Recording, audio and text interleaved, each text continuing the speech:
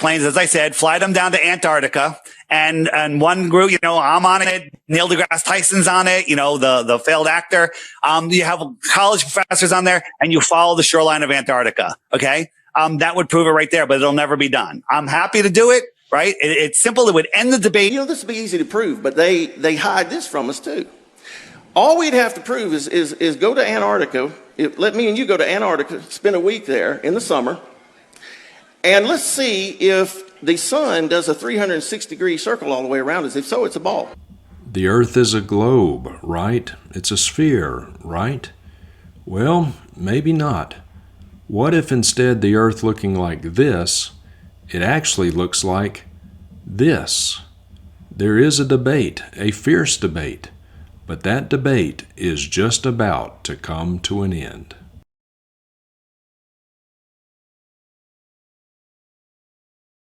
Welcome to the program, ladies and gentlemen. My name is Justin Peters. I hope that this finds you and your family doing well today. I want to thank you so much for joining me. Yes, there is a raging debate as to the shape of the Earth. I believe that the Earth is something a little bit like that, of course quite a bit bigger than that, but I believe that the Earth is a globe. Others believe that the Earth is flat. I'm going to be interviewing a pastor by the name of Will Duffy. He pastors in Colorado, and he also believes the Earth is a globe, but he has organized an experiment that should put an end to this debate. And we have a very high level of confidence in that because not only do the globe earthers think that this experiment will end the debate, but so do the flat earthers. And I will show you video clips of many of the most prominent flat earthers today saying that if this experiment were to be done, it will indeed put an end to the debate one way or another. Well, the experiment is about to be done. So I'm going to be interviewing Pastor Will about this project, this experiment. It is fascinating. I'm very excited about it. And in this interview, you will hear his offer to you if he is proven wrong. If the Earth is indeed shown to be flat, you will hear what he is offering to do and what I am offering to do. And what I am offering to do, I think will shock you. So stay tuned in this interview. You will hear it. So without any further delay, here's my interview with Pastor Will Duffy. Well, Will, brother, thank you for joining me. Thank you for your time tonight. It's great to have you on the program. Yeah, super excited to be here. I followed your ministry for years, and so this is a real treat for me as well. Well, thank you so much, brother. I appreciate that. I'm honored. I'm honored. Okay, so Will, we are here to talk about the flat Earth and the final experiment. I first came across the flat Earth, I think it was around 2016 or so, and when I first saw it, I thought it was a joke. It was a spoof, and like, surely people don't believe this, but then I began to realize, no, people actually do believe this, and it kind of sent me, like it did you, kind of sent me down a rabbit hole and started watching flat Earth videos, and then whenever it was that documentary came out, Beyond the Curve or Behind the Curve, watch that. But anyway, yeah, so that's kind of, and it seemed to be on the wane for a while, but now it seems to be back on the ascendancy. It seems to people, more and more people are believing this. So how did the flat Earth get on your radar? Yeah, so very similar story, although you beat me by about 5 years. So my first exposure was in 2021, a little over 2.5 years ago, so going on 3 years. And yeah, just a friend of mine on Facebook posted about flat Earth, and like you, I thought she was joking. And I looked at the comments, and it seemed a little bit more serious than that. So I engaged with her and found out she was actually serious. I too didn't realize that flat Earth was a thing. And so that began my dive into the flat Earth rabbit hole. And you can get pretty deep pretty quickly. There's a lot of videos, a lot of articles, websites, links, all kinds of things to watch. And so it's just fascinating, at least it is for me, to get into the minds of people, understand what they believe, and more importantly, why they believe it. Mhm. And here we are. Yeah, indeed. Indeed. Well, you're wanting to put an end to the debate. All right. And you're going to do it with what you're calling the final experiment. So, what is the final experiment? Yeah, so people who know me, people who really know me, so mostly family and really close friends, know that I'm a big thinker. I like to come up with really big ideas, things that could, get a lot of attention, change the world. And usually the ideas I have aren't even possible or doable or Hmm. very difficult to pull off. And so most of my big ideas don't even come to fruition. And so I had this idea. I was like, one day I was just like, wait a minute. Okay, we're talking about the shape of the earth here. So this is not rocket science. This isn't brain surgery. This is the shape of an object. I've Right. got kids. My youngest is 3. And I'm sitting there like, my 3-year-old can understand the difference between two shapes. And so I said, and we're talking about one of the biggest objects in the world. And so I said, Right. okay, I'm going to come up with another one of my big ideas, and I want to end the debate over the shape of the earth. And so that was the genesis of the final experiment. I didn't know what it was going to be yet. I didn't even have a name for it yet. I just knew I was going to come up with something. And that began a long journey. And when you're trying to come up with something like this, where you've got two sides that are just going at each other, diametrically opposed to one another, in a lot of cases seem to hate each other, it's Mhm. difficult to come up with something that both sides would agree to. And that was big for me. I wanted something that both sides could say, okay, we actually support what this experiment is. We support what the results will say. And so it took me down a long journey, and I ended up getting to Antarctica, meaning the continent of Antarctica, or the encircling Antarctica, which is what it is on the flat Earth model, and realizing, because I heard about it from both sides, you've got the globe side saying, hey, there's a 24-hour sun in Antarctica because there's also a 24-hour sun in the north. And so on a sphere, when you go north of the equator, the Earth gets smaller. When you go to south of the equator, the Earth gets smaller. And so what happens in the north with the sun has to happen in the south. But then you've got the flat Earth model where as you get further away from the equator, further south, their Earth gets bigger, not smaller. Right. And so you've got the globe side saying there's this 24-hour sun in Antarctica. You've got the flat Earth side saying no, there's not. And I was like, okay, that's it. That's what the final experiment needs to be, is what does the sun do in Antarctica in the southern summer? So that is the final experiment. To go down to Antarctica during the Antarctic summer and see if the sun goes down or not, right? Yeah, so it took me a while to figure out the logistics, how to get to Antarctica. I found a bunch of companies that take tourists to Antarctica. There were way more than I was expecting, mostly because I learned about Antarctica mainly from flat earthers. And when you learn about Antarctica from them, you walk away thinking you can't go there. If you go there, there'll be a military presence that will turn you away or Yeah. possibly even shoot you, Right. all these different things. And it's like, no, you can go. It's expensive, but you can go. Yeah. And I found this company called Antarctic Logistics and Expeditions, ALE, and they're a great company. They have a camp called Union Glacier, which is pretty far south. It's right at 80 degrees south. And I contacted them and said, hey, I have this idea. I'm calling it the final experiment. Would you be open to having people, globe earthers and flat earthers, come on one of your trips? And they said, sure, come on down. And so that's the plan. So we're going to be flying to Antarctica this December, on December 14th, and we're going to just see what the sun does. And I do believe that should settle the debate. That doesn't mean everyone's going to magically change their minds overnight, but I do think this has the power to be the final experiment on this issue. Right. I agree. I agree, Will. And it's not just globe earthers, and to lay our cards on the table, obviously, you and I both believe the earth is a globe. It's not just the globe earthers that say that this should end the debate. The flat earthers are, and that's not a pejorative, by the way, they call themselves flat earthers. So the flat earthers also say that going to Antarctica would end the debate. In fact, some of your most prominent flat earthers like Eric Dubay and Austin Whitsitt and Nathan Oakley, Jaron of Jaronism, Dave Weiss of the channel Flat Earth Dave, and Dean Odell as well. They all say that this debate could be settled if we could just go to Antarctica and see the sun for ourselves.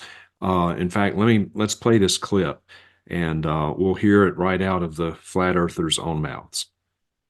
In order to fit the heliocentric globe model, this midnight sun phenomenon must also occur for observers south of the Antarctic Circle during winter solstice.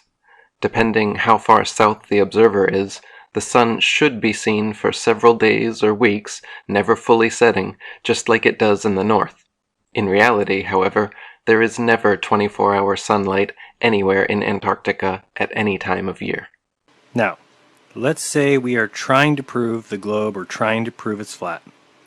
Should be very, very easy, right? I mean, on a globe, we would have a 24-hour sun in the southern summer. That means that the sun would circle the continent. That's quite different from the flat Earth model where the sun circles the entire Earth from above, and since Antarctica is around the outside, well, that doesn't include a circling sun, at least not around you at the bottom continent. You mentioned the sun, right? Like the idea is, yeah, if you see the sun in the sky for 24 hours, that's what the globe predicts, and how would the flat Earth explain that? But that's not what happens. One of the arguments that people give is on a flat Earth, you can't have a 24-hour sun, a midnight sun in Antarctica. And I totally agree. But there is no midnight sun in Antarctica. In the flat Earth model, we say there isn't a 24-hour sun in the south, and there isn't. During winter solstice, when the sun is circling its widest path over and around the Tropic of Capricorn, observers far enough south will experience extended daylight hours due to proximity with the sun, but will still observe it to rise and set beyond the horizon completely every single day. To clarify, we know that you can get daylight, sunlight, but you don't see the sun in the sky for 24 hours. On a globe, it needs to be the sun's in the sky for 24 hours. Heliocentrists also cannot explain why the midnight sun phenomena is not experienced anywhere in the southern hemisphere at any time of year. Here's the problem. You should have the exact opposite 24 hours a day and 24 hours a night in the south, but it doesn't happen. And we've proven it by all of the stations reporting with their cams. And there is 24 hours of no light, because when the sun is on the Tropic of Cancer, it never gets close enough to Antarctica to light it. But when it's out here, Antarctica still gets dark. It should never get dark. It should be 24 hours of sun. Honestly, if you want to know for sure if the Earth is spherical or not, go to Antarctica during the summer and see if you can watch the sun for 24 hours. You know, this would be easy to prove, but they hide this from us too. All we'd have to prove is go to Antarctica. Let me and you go to Antarctica, spend a week there in the summer, and let's see if the sun does a 360-degree circle all the way around us. If so, it's a ball. Okay. So, Will, we just saw this clip of some of the more prominent flat earthers. Let's talk about them a little bit, each individually, if you want to. Tell us about Eric Dubay. Yeah, so when I was putting together, these clips to prepare for the final experiment, and I was just watching hours and hours and hours and hours of videos on both sides, I started to really understand their position. So Eric Dubay, he takes a very, very, very strong stance on the 24-hour sun in Antarctica, and he states emphatically that there is not a 24-hour sun in Antarctica, and that the sun does set there, and that there is not a 24-hour sun even for a single day in Antarctica through the entire calendar year. So he takes a very strong stance on this, and it's going to be interesting to see if he's going to start walking that back or if he's going to change his mind, because he's taken one of the strongest stances of any flat earther that I found. Okay, interesting. All right, Austin Whitsitt. Yeah, Austin Whitsitt is a good one. He and I actually had a discussion on Jaronism. That was kind of my first exposure into this whole arena, if you will. And I actually asked him in that discussion if he would be open to going to Antarctica. And he said yes, and that he's already planning on going. And so then when I started to find other videos of him, he actually stated that he's planning to go to Antarctica this summer, this southern summer, meaning this December or January timeframe. Okay. And he stated that one of the reasons he wants to go is to see whether or not there's a 24-hour sun. So this is a perfect opportunity for him since he's already planning on going there. But he's stated over and over and over again that the 24-hour sun is what the globe model requires and that it does not work on a flat Earth. So he's made a strong stance as well. And I'm really hoping he ends up going to Antarctica with us since he was already planning on going anyway. Yeah, I do too. I hope he will go as well. And again, you're offering all expenses paid, right? Yes. So I'm going to Okay. be paying for one person on the globe side and one person on the flat Earth side, all expenses paid to go to Antarctica. My goal with the final experiment was to essentially make it the best experiment we can make it on this issue, learn from past mistakes that were made with other adventures and trips and other experiments that people had proposed. And so that's what I have set out to do. On the globe side, all of our audience and fans, or whatever you want to call them, they voted for Dave McKeegan to represent Team Globe with the all expenses trip to Antarctica. So he's going. Other people on the Globe side are crowdfunding, like Globey McGlobeface. So if you want to see more Globe Earthers go there, you can check out their crowdfunds on GoFundMe. On the Flat Earth side, everybody voted for David Weiss, Flat Earth Dave, to represent Team Flat Earth in Antarctica. And I was excited because I was like, it's kind of cool. You've got a Dave on each side. It just kind of sounds nice. But he turned down the all expenses paid trip to Antarctica, which was shocking to a lot of people because he has said that he will go, as we just heard, he will go to Antarctica. He said that this whole debate could be settled in one day by going to Antarctica. And so that was a shock for people. And so at this point, Jaron Campanella of Jaronism, who, again, we just saw him in the clip. He's now the one that's up for this all expenses paid trip, and he wants to accept it, but he doesn't want to go alone. And so right now he's in communication with Austin Whitsitt to see if Austin will go with him. And so that's kind of where things stand on the Flat Earth side. It's not fully finalized or solidified yet, but we are working on it behind the scenes. Okay. That's interesting. Talk to us a little bit more about Flat Earth Dave. He intrigues me because I've done a couple of videos already on my channel on the shape of the Earth, and I interviewed Dr. Danny Faulkner, who I found out the Flat Earthers have a particular distaste for. I found him to be a very nice guy. Works for Answers in Genesis. But I interviewed him extensively on the flat. We went through all, I mean, maybe not all, but most of the major arguments, and he dealt with those. And then Flat Earth Dave did a response video, and in his thumbnail, he showed a picture of me and Danny Faulkner, and he superimposed clown noses and clown wigs on us to mock us. And so Flat Earth Dave's mocking us, mocking globe earthers, and has boldly said that he would go to Antarctica. Planes, as I said, fly them down to Antarctica, and one group, I'm on it. Neil deGrasse Tyson's on it. The failed actor. You have college professors on there, and you follow the shoreline of Antarctica. Okay, that would prove it right there, but it'll never be done. I'm happy to do it. Right? It's simple. It would end the debate.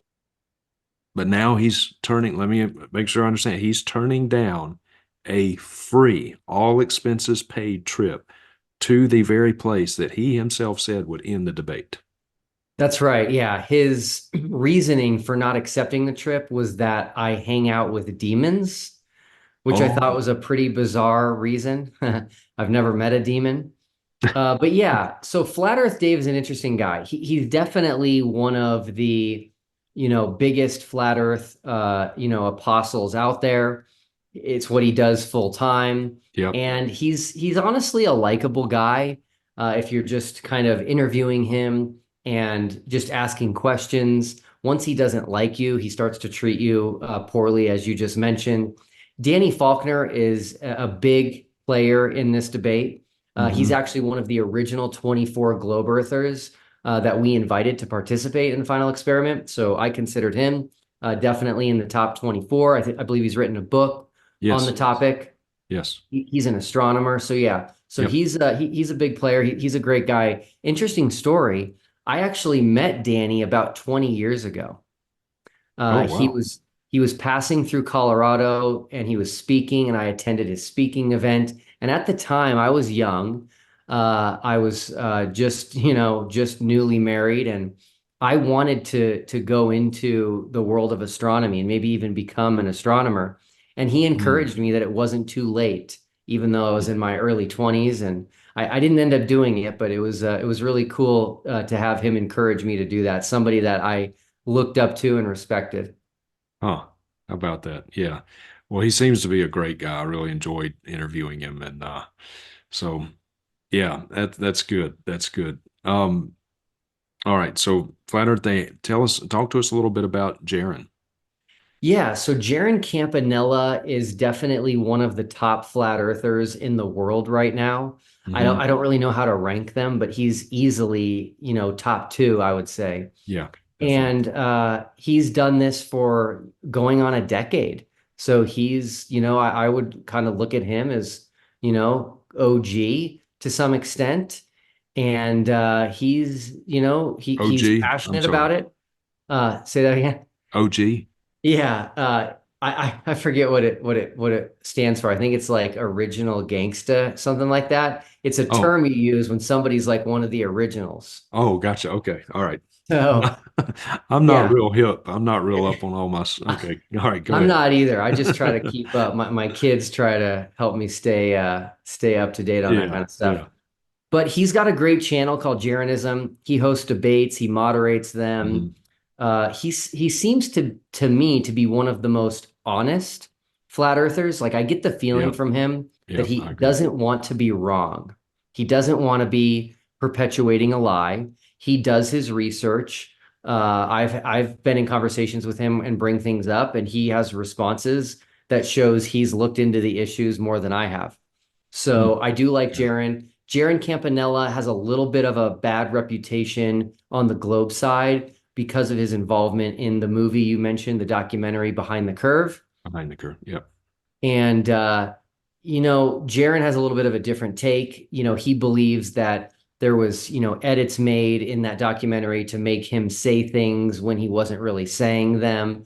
And so I don't exactly know what happened. I'm late to the party, right? I have Hmm. only been exposed to the flat Earth versus globe stuff since 2021. But anyway, he's stood strong and he stayed true, and I do think he's open to the truth, and so he has my vote to go to Antarctica, and I hope he'll be there this December. Yeah. I hope he will too. I watched the interview that you did with him, and yeah, I agree. I mean, of course, we both think that he's wrong in his view of the Earth, the shape of the Earth, but he, unlike any other flat earther that I've seen, he he does seem to be intellectually honest and would admit that if indeed there is a 24-hour sun in the Antarctic, that's pretty much the death knell for the flat Earth position. Yeah, he's done a good job of explaining that he doesn't personally have an answer for a 24-hour sun in the South on the flat Earth model. He's even opened it up to his audience, like, hey, if am I missing something? If I am, reach out to me and let me know what I'm missing. But as far as I Hmm. can tell, this doesn't work. That's what he's said for years, and he's sticking to what he's been saying, which I appreciate. Yeah, yeah. Okay. I hope he will go. I hope he and Austin Whitsitt will both go. I really do. Um, okay, Dean Odle. Talk to us a little bit about Dean Odle. I watched the I watched the debate between Dean Odle and Greg Locke, and let me go on the record saying I am not a fan of Greg Locke, but one thing he does have right is the shape of the earth. But talk to us about Dean Odle. Yeah, Dean Odel's an interesting one. At the end of last year, I always forget the date. It was either November or December. I was Yeah. going to be in Nashville for something else and found out there was this debate going on, this flat earth debate between two pastors I hadn't heard of, Dean Odell and Greg Locke. And so I was like, wow, I'm going to be in Nashville. I have to go to this thing. So I went to the debate. I was there You were in there in person. person. I got a, front and center seat, like maybe, just a few rows back. And I was just curious and interested at what was going to happen. Now, most people don't know this, but I was already fully planning out the final experiment. Really? I had a ton of it already planned out. We hadn't announced it to the public yet. I was still trying to work on trying to find a web guy, trying to make videos and things of that nature. But I already, was planning it. And then Dean Odell shocked me. It was great. Towards the beginning of the debate, as we saw in the clip, that's from that debate. He said on stage, he challenged Greg Locke to go with him to Antarctica for a week in December, in the southern summer. And then he said, if the sun does a circle, a 360 above our heads, he says the earth is a ball. It'd be easy to prove, but they hide this from us too. All we'd have to prove is go to Antarctica. Let me and you go to Antarctica, spend a week there in the summer, and let's see if the sun does a 360-degree circle all the way around us. If so, it's a ball. Right. So he just threw it out there, and I remember I yelled. The debate was kind of a mess. People were kind of yelling things out. It started out okay, where the stuff that people were yelling was kind of looked at as fun, but then it kind of turned into a dumpster fire. Yeah. But I kind of yelled out like, "Yeah, that's a great idea. Let's do this," because that was my idea. And so Dean Odell has stated that he believes if there's a 24-hour sun in Antarctica, then we do live on a globe. And so I've had some private communication with Dean that I don't want to talk about publicly. I don't think he will be able to go to Antarctica with us this December, which is a bummer. But I would really hope that he'll either accept the results, whatever they are, when we go, or he at least will consider going himself, or maybe even going with Greg Locke. It could be TFE 2.0. So. Yeah, could be. I have an idea though. Once TFE 1.0 happens, I mean it's going to be pretty conclusive, I think. I agree. Yeah. So let me play devil's advocate, try to raise up a few objections that I've heard already. And so is it possible to fake a sun? Yeah, so the answer to that is no. You cannot fake a sun. And when I say you can't fake a sun, I mean you can't fake a sun that would be in any way remotely close to the sun that we all know, that we've all seen every single day of our lives, that we've all been inside, that lights up our world, that gives us sunburns, that contributes to skin cancer. You can't fake that. Right. So yeah, if anybody's going to bring that up, that's going to show a couple of things. One, it's probably going to show that they don't believe that they don't believe in their own model. So that to me is like a fear response from someone who's like, oh boy, they're probably going to find a 24-hour sun when they go there in December. So I need to come up with an excuse because we haven't even gone yet. So there's no point in making any excuses. Right. And number two, they need to tell us if they're worried about a fake sun. And that's okay to be worried about things. If you're worried about a fake sun, great.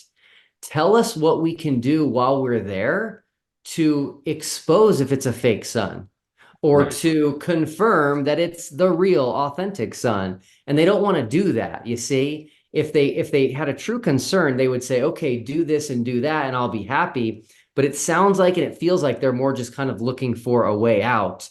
One of the things we're going to be doing, this was at the suggestion of MC Toon, Mike Toon, who's one of the people on the Globe side who was invited to participate. He has suggested that we take solar filters to Antarctica and do some solar photography of the sun Yeah. to verify that it's the same sun. And Right. so I'm not worried about that. There's a ton of problems with this idea that it'll be a fake sun. One of which is, well, where's the real sun while we're there? Right. Because in both models, there's a Right. real sun down there. And so where's that one if the one we're seeing is fake? And so if there's two, we could take a picture of it and probably win an award of Right. seeing the first people ever to see two suns in Antarctica. The list Yeah. goes on and on. There were two suns in Tatooine, right? In Star Wars. That's that scene. But I don't think there's going to be one in Antarctica. All right. So no, there's no way to fake the sun. That's not going to happen. All right. Now a little bit of one of their nuanced positions. They say on the flat Earth model, the sun must set, but just because the sun sets in Antarctica doesn't mean that it's completely dark. So you've heard this, I'm sure. Yes, I have. So for whatever reason, they have essentially agreed with the globe side that there's 24 hours of light, of daylight in Antarctica. This is going to confuse a lot of people, so bear with me. Okay. What they're saying is that there's 24 hours of light, but that the sun is not visible in the sky for 24 hours. Mm-hmm. And the reason I think that they say that is because the videos that come out of Antarctica and the pictures that come out of Antarctica in the southern summer, so November, December, January, are always bright out, right? There's no dark pictures. Yeah, right. And but again, on their flat Earth model, the sun has to go all the way around all of the continents on the Earth. And so if Right. someone's in Antarctica, south of South America, the sun still has to get on the other side of their map, to the Right. south of, Australia, let's say. Mm-hmm. So what they say is that the light kind of wraps around the dome. Most flat earthers hold to a firmament or a dome. Right. And they use a couple of examples, like they'll use like a glass paperweight that's kind of like a hemisphere. Yeah. And they'll shine a light on it. And when you shine a light on it, you can actually see a little bit of light wrapping around the edge. So that's one of their answers for how there's 24 hours of light. Uh-huh. Another one is they talk about is called coffee cup caustic, which is it's essentially when you shine light into a coffee cup, the circular nature of the coffee cup kind of wraps the light around. Mm-hmm. I was familiar with all of this, and so I made it very clear with the final experiment. We're not looking for 24 hours of daylight. We're looking for the sun being in the sky all 24 hours of the day. Right. Over where we're standing in Antarctica. And most importantly, we're looking for the sun to be south of us in Antarctica, because in their model, the sun never gets far enough south to even get on top of Antarctica. The furthest south it goes is the Tropic of Capricorn. Capricorn, that's right. Yep. That's right. That's right. So, yeah, just the fact that the sun would be south of you is going to be a problem for the flat Earth model. Yes. Yeah, probably an impossibility. An impossibility. Okay. So, Antarctica is basically, even though it's covered in ice, it's basically a desert, right? It gets snow, but it's pretty dry. So, what if you get down there and it's an overcast day? How many days, by the way, will you be in Antarctica? How many full days? We will be there 5 days and 4 nights. Okay. So you've got 4 opportunities, 4 full nights to see what the sun does. That's right. Yeah. So if we end up with an overcast day, which I don't expect, if we do, we're going to be okay, because we're going to be there for longer than 1 day. Okay. If there's massive cloud cover all 5 days, it's going to be a disappointment, obviously, for me, but we're still going to try to make it work. If we can see the sun through the clouds, we'll film that. If we can use infrared photography to see the sun through the clouds, we'll use that. If we can take a drone to get us a little bit higher to see over the clouds, we'll do that. We're going to do everything we can. Would there be any possibility, let's just say in the highly unlikely event, you have a string of days that are overcast? Um, is there a helicopter or a plane that you could, shell out a few bucks? Hey, cut us a little favor here. Here's a few extra bucks. Just take us up above the clouds, and we'll come It's a back really with you. good question. I think the answer is no. Okay. We'll have a 757 plane out there, which is a really big Oh, plane, and that's going to be very expensive to oh run yeah, and to that would be operate. okay. We will be having a scenic tour of the area of Antarctica that we're staying in on that plane on the trip. So Oh, that's nice. a Okay. possibility, at least on that flight. Okay. So during your stay there, you'll have a scenic tour. Yep, that's right. Can you do it? Can you do it at night, like when when the sun's low? Now that's a good question. I hadn't thought about that. I'm guessing they have it scheduled, but I can ask them about that. Huh.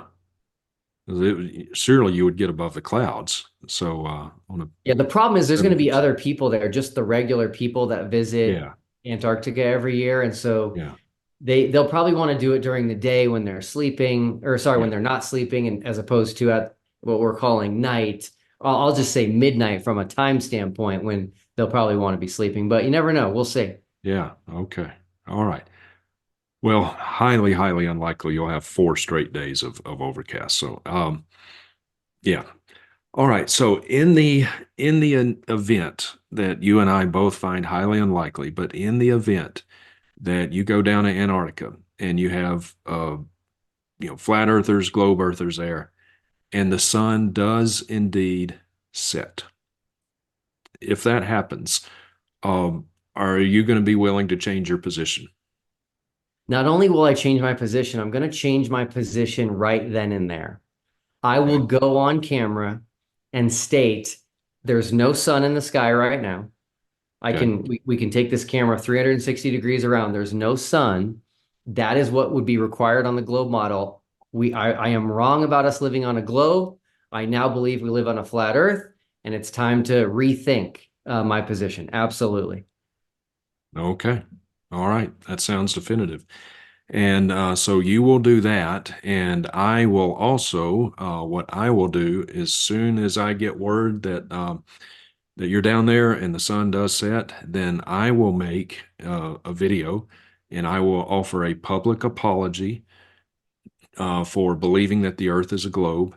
I will switch my position to a flat earth and I will post that video immediately to my YouTube channel of refuting the globe earth, affirming the flat earth.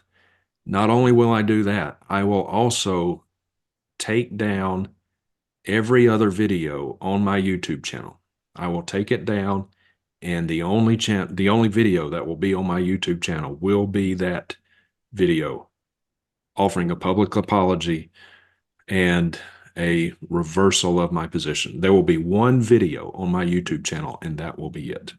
Incredible. Wow. That thank you for that. That shows your confidence Yes, in your position. it does. It does. It shows my confidence in the position, and yeah, and I will do that. So I mean that I will do it, and people can hold me to it. My integrity is at stake. My word is at stake. So if it turns out that the sun does indeed set, yeah, there will only be my YouTube channel will shut down except for one video, and I'll never I make will one. hold you to that All right, I personally. appreciate that. Please do. Please do. Okay. What else? Now there are some mountains, right? Yes, Near Union Union Glacier Glacier. Camp is right kind of nestled in the Ellsworth Mountains. Okay. All right. But the mountains shouldn't be a problem, right? So even if the sun goes, if its trajectory dips down below the mountains, that's still not going to be a problem for you, right? Yeah, so a lot of people have been doing modeling, and modeling is, the best we can do until we get down there. And based on the modeling, we don't expect the sun to ever drop fully below any of the peaks. So we Okay. should have visual of it the entire time. But Okay. Globey McGlobeface did make a suggestion to make the final experiment better, which is to take a drone, just in case that happens. Yeah. Throw that drone up in the sky. I mean, you can quickly get 1,000 feet up visually. to solve that problem. Because again, if it goes behind, a cap of a mountain, it's only going to be there for a limited period of time. So we don't think it will happen, and we have a backup plan just in case it does. Okay. All right. Sounds good. Sounds good. One of the arguments I see from flat earthers, Will, is that they say, you're taking the position of science, which would also have us believe in evolution and old Earth, and you and I are both young Earth creationists, correct? That's right. Yep. Yeah. So you and I both hold to a literal historical grammatical approach to hermeneutics and reading Genesis, the creation account, and all of that. So we reject macro biological evolution. In other words, species to species evolution. We reject that. We reject an old Earth. So we're no we're no friends of the at least the predominant view of science when it comes to evolution. But I hear people say, well, if you believe that the Earth is globe, you're just falling into what science says. You fall into what NASA says. But isn't that a logical fallacy? Because uh, I don't we all agree that science also says that the molecular structure of water is H2O? Doesn't science also say that plants photosynthesize? And so there's some things about science I think we all agree on, right? Yeah, this whole idea of if I have something in agreement with mainstream, I have to agree with everything that the mainstream says. It's just bogus. Yeah. I have no issues pointing out, hey, this is what I agree with from science over here, or this is what I agree with NASA over here, and at the same time saying, hey, I disagree with you with Right. mainstream science, or I disagree with NASA on this. I have no problems doing that. This whole idea of, well, if you agree with them on this one thing, then you're going to have to agree with them on everything is just bogus. I think everybody should be at a place in their life where they're mostly concerned Mhm. with where they're wrong and Mhm. not with where Right. other people are wrong. If we are concerned with where we are wrong, and we're honestly searching for the truth, trying to figure out how we can learn more, figure out the things that we're wrong about and change our mind, I think this world would be a much better place. Yeah. Yeah. I agree. I agree. And we both hold to the globe Earth view, and we do believe that the flat Earth view is untenable. It is an absurd belief. But that having been said, I don't, and I'm sure I speak for you too. I don't think that flat people who flat hold to flat Earth.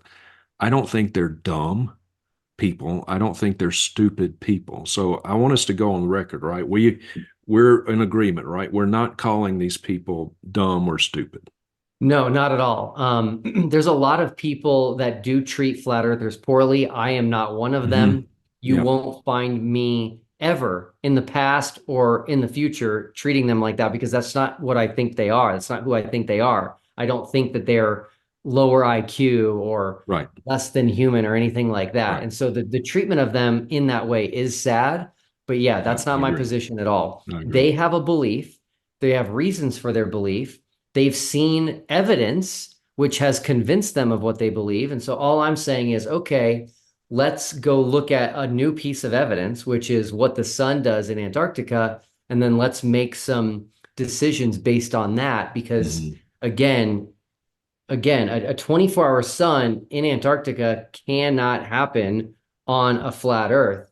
That's right. And the sun should not disappear out of the sky if the Earth is a globe. It should do circles over our head. And so those are two things that we can go and test, and we should be open and honest to know that whatever happens will falsify one of these two models.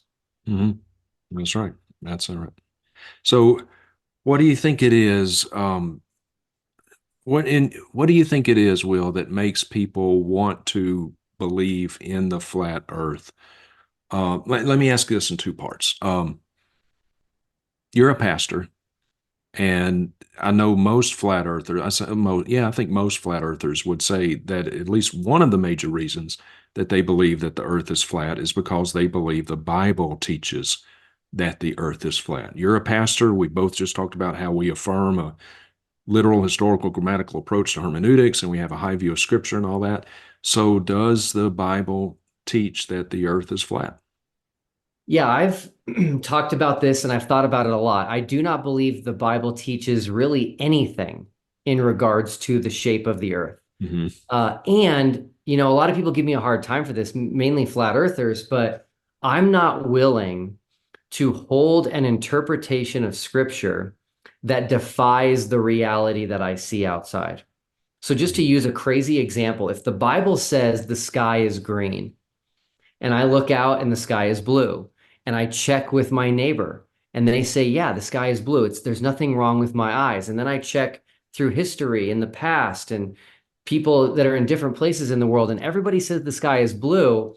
I'm going to have to double check. And I'm going to question my interpretation. Like I'm going to have to look at the Hebrew word that's being translated green. I'm going to have to look at if there was a figure of speech thousands of years ago where green meant something else. I can't take an interpretation that's going to be at odds with what I see in reality. And I will say this, a lot of flat earthers do hold a position that I would say is purely faith-based, meaning it doesn't matter what evidence you give them. It doesn't matter what they see with their own eyes outside. Their position is the earth is flat because of the Bible. That's it. And that's a little bit of a dangerous position. And so I want to challenge them with something, which is in the Genesis account, we have this 6-day creation, and we've got evening and morning called the first day. We've got evening and morning the second day, but we don't have a sun yet, and we don't have a moon yet. And so in the flat earth model, a day is the sun traveling around in a full circle over the flat earth. And so I want to challenge flat earthers to think about something that they probably haven't been presented with, which is, what was that first day? What was the second day? Because they don't just believe in a flat earth, they believe in a stationary flat plane. So it's not moving. And so I believe my interpretation is that those first 2 days were the first 2 full rotations of the globe. And that makes sense. That can be accounted for when you don't have a sun. To this day, that's where a day comes from, is one full rotation of the earth. And so I just want them to at least consider that, because I do think that while the Bible doesn't talk about the shape of the earth, it does talk about the rotation right at the very beginning in Genesis. Yep. Boom. I agree 100%.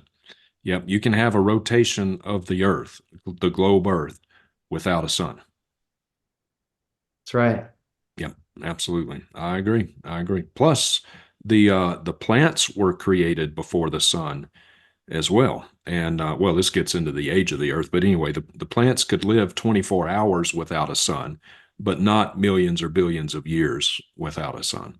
So anyway, it kind of does away with the long age day theory. But at any rate, that's getting off into the weeds. All right. So aside from their misinterpretation of scripture, what do you think? Is there something, and I don't want to get all psychological because that's anyway, but is it something about like a sense? What do you think is the draw to flat earth? Is it wanting to be a part of something, like kind of becoming more conspiratorial? And granted, I'm more conspiratorial now than I was like 10 years ago. I'm more conspiratorial now than I was before COVID, but I'm not conspiratorial on everything. What do you think is, for lack of a better word, the behind the psychology of wanting to believe that the earth is flat?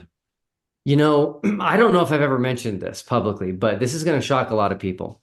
In high school, I gave a presentation to my high school that the moon landings were fake. Really? Yes. So I fully believed the moon landings were faked.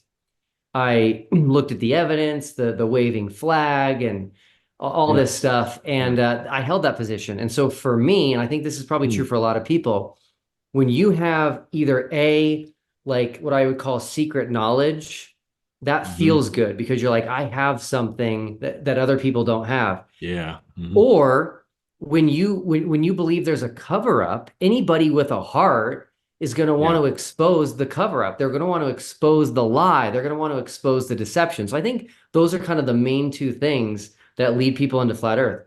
I would Right. consider myself a conspiratorial person. Hmm. And so I consider myself kind of ripe for accepting flat earth. And I did give it an honest look. I did watch the arguments, watch the videos, really, really listen to what was being said. And I tried Hmm. to get things from both sides. I think both sides are guilty of not doing that. I think a lot of people Yeah. on the globe side only listen to stuff on the globe side. People on the flat earth side only listen to stuff on the flat earth side.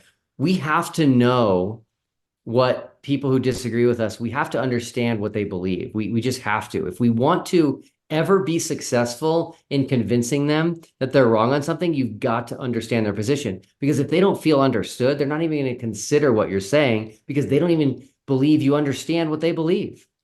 And Yeah. so, anyway, yeah, that's kind of where I'm coming from. And again, definitely semi-conspiratorial person, but I'm not on this issue. Yeah. And this one is the biggie. So this one would be the greatest cover up in the history of the world. Yes, it would, bar none, bar none. Yeah, and I don't even I've still never really fully understood like what would be the motive of this cover up. Like if the Earth really is flat and NASA knows it's flat, I mean, what are all these rockets doing? You know, why don't they hit the dome? All that. Anyway, but what would be the motive for covering this up? Yeah, they have reasons. They have different motives. One of them they believe is to hide God. And so they believe the firmament of Genesis 1 is a glass or crystalline dome. And so if there is a dome and if it's exposed and people find out about it, they're in their mind, they're automatically going to be like, okay, we've been disregarding the Bible. The Bible was right. There is a God, and everybody will start believing in God. That's kind of their one of their big reasons as to why the cover up. So Yeah. Well, there's a million reasons to believe in the Bible, and I mean, from archaeological reasons, even to when the Bible does touch on science, it's not a science book, but when it does touch on science, it's accurate in what it says. So there, I mean, there's just a million reasons to not doubt the accuracy and historicity of the scriptures, and so yeah, this the is not Bible, your audience might appreciate this. The Bible actually talks about gravity, okay? This is something I also want flat earthers to consider because they don't believe in gravity. right. The Bible talks about the gravitational attraction of two constellations. It talks about the Pleiades and it talks about the Belt of Orion. Ryan, yeah. And that's actually a statement that was made thousands of years ago before we ever understood what we understand now about constellations, talking about how, one of those constellations is, gravitationally attracted to the other and the other one is not. Hmm. And, those stars are moving away from each Yep. other, and that's been confirmed. So that's Right. something that is, scientific that we find in the Bible that I do believe is evidence that the Bible is the inspired word of God. Amen. Amen and amen. I think the Bible talks about dinosaurs and Book of Job and the water cycle and I mean lots of things where it touches on science. It's accurate. Yeah, Absolutely. yeah. Um, and I know one of the arguments for the Earth being the center of everything. They reject the heliocentric model, but the sun, where the sun's in the center of the solar system and everything, all the planets revolve around the sun. They think that somehow diminishes uh, Earth, it diminishes man. And I think just the opposite of that is true because when I look at the expanse of the heavens, the nearest star other than our sun is 4 light years away. That's the closest one. And our Milky Way galaxy has 100 billion stars, incomprehensibly huge. And that's just one galaxy out of we don't even know how many. That that makes me in awe of God.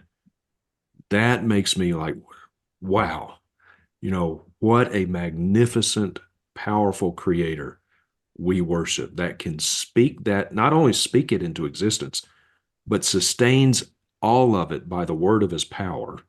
Hebrews 1:3. And then it makes me think, wow, what is man that thou art mindful of him? That's so I think the the uh the model that the flat earthers have, I think that actually makes for a smaller God. Yeah, yeah, I've been thinking about that. People have been bringing that to my attention, and I don't disagree. I need to dwell on it a little bit more, but I do believe the universe is so big and so incredible that, it's possible the difference between heliocentrism and geocentrism might be almost nothing, right? If the universe is big enough. And so, yeah, it all points to the glory of God. It all Yeah. points to his wonderful creation. And I personally, one of the reasons I am a theist, one of the reasons I do believe in a God is I just can't see something as incredible as this universe uh, happening by chance, Right. happening by accident Right. without a mind, an intelligent mind behind it. I just can't accept that. No, no, I can't either. It takes far more faith to be an atheist than it does to be a Christian. Uh, Agreed. 100%, 100%. And but the flat Earth models also, you mentioned kind of space, but they don't. Most of them, at least, don't even believe in space, right?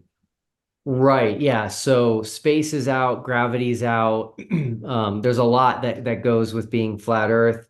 Yeah. Even, even calling the moon a sphere is hard for a lot of flat earthers. Yeah. Yeah. Calling the moon a rock is hard for a lot of flat earthers because if you think about it, it's kind of like a domino effect. It's kind of like a house of cards. Yeah. It is. Once the shape of the Earth goes, everything else has to go because if we went to the moon, then that means the rocks we have are moon rocks. It means the pictures we have of Earth are real pictures. So you have to get rid of all of that. If space is real, then you really have an International Space Station with people on it. And then those pictures of the Earth are real. And they're actually orbiting the Earth in a circle, which happens with a sphere. So all of that kind of has to go away Yeah. in their model. So Yeah. it's a lot to swallow. It is a lot to swallow. It is. And I've interviewed, I don't know if you saw it, but I interviewed a few years ago on my channel, Colonel Jeff Williams, who is like you and me. He's a Bible believing Christian, young earth guy, straight down the line. He's had 4 tours on the International Space Station. He's taken more pictures of the Earth from the ISS than any other person up until recently held the record for the most number of days spent on the ISS. It's just a few months ago, I think there was a lady astronaut, female astronaut, who eclipsed his record. But if the Earth is flat, then he's lying. Right. And, Yeah. I haven't seen that interview. I can't wait to check it out. I haven't heard of him either. But yeah, that is the reality, right? Is the reality of their position is the people, the amount of people who are lying, the amount of people who are deceiving, and the amount of people involved in the cover-up goes up exponentially every single year. Yeah. So that is something to consider. Oh, yeah, absolutely. Yeah, there have been a number of Christian astronauts. In fact, one, unless he's come back down that I'm not aware of, just a few days ago, 4 or 5 days ago, as of this recording, went up in the was it the Boeing rocket? There was a couple big ones that went up recently, but anyway, a Bible believing Christian, which is redundant, but anyway, he's up there right now. So, okay, well, Will, one last question. So, how can people find out more about the final experiment, follow the progress, the developments, and all of that? Yeah, thanks. So definitely look us up on YouTube. Super easy to find. Just search the final experiment on YouTube. You'll find our channel. Definitely want to subscribe. We release videos almost daily at this point because Great. there's so much happening, so many updates going on. So we try to keep everybody as up to speed as possible. Our website's also kind of cool. It's thefinalexperiment.com with hyphens, the-final-experiment.com. We have a countdown, a live countdown timer on our website to show you exactly when our plane touches down in Antarctica. There's also a list of people who we invited that have participated in the final experiment. We have a scoreboard on there. The current score is 7-1 for the globe side. And then we also have an interviews tab. This interview will be on there.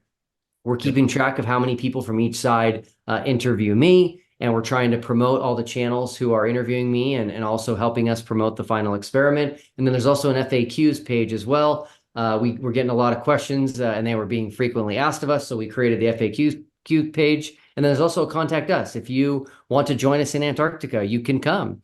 You just got to pay your own way. I can get you information on that. If you have a suggestion to help us make the experiment better, contact us through our website. And hey, if you have a channel and you want to interview me, reach out and we'll get that scheduled. So thanks so much. Absolutely. Absolutely. And so again, you're offering all expenses paid for one flat earther, one globe earther. You have the globe earther secured who's got the free ticket, right? And that's who again? That's Dave McKeegan. Oh, Dave McKeegan, the guy with the dog. Yeah. Yep. Yeah. I don't, yeah, I'm pretty sure he's not a Christian. I like that guy. I mean, he's fun to watch. I like watching his dog. All right. He's So great. Dave McKeegan. Yeah. So he's going all expenses paid, looking for a flat earther. And, you know, I heard you say in one of your earlier videos that if no flat earther takes you up on an all expenses paid trip to settle the debate, that in many ways the final experiment has already begun, right? That's right. Yeah. I think that will be very telling if we can't find one out of 24 flat earthers to go to Antarctica when they've been stating how badly they want to go for years. So. Right.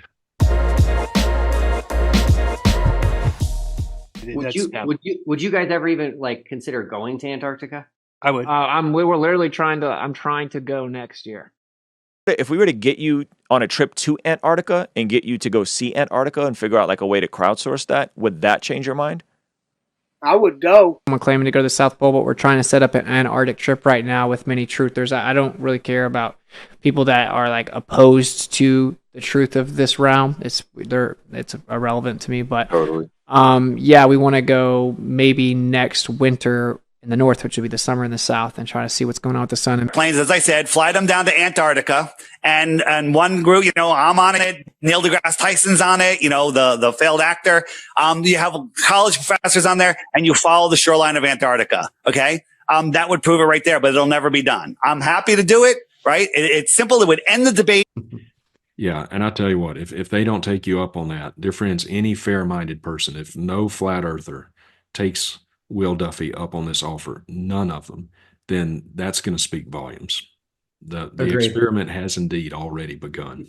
Yeah, I don't think it'll happen, but we'll see. Time will tell. Yeah, hopefully not. All right.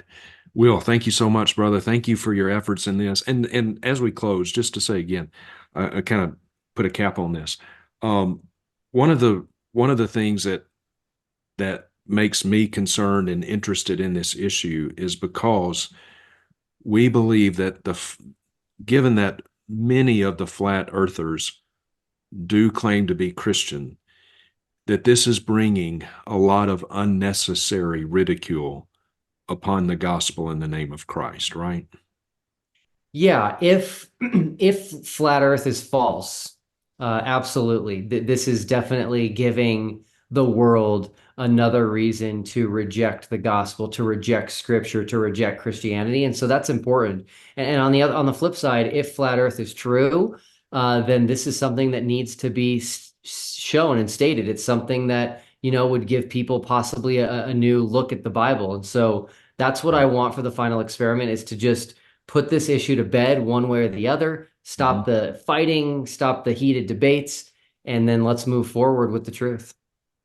Indeed. Amen and amen.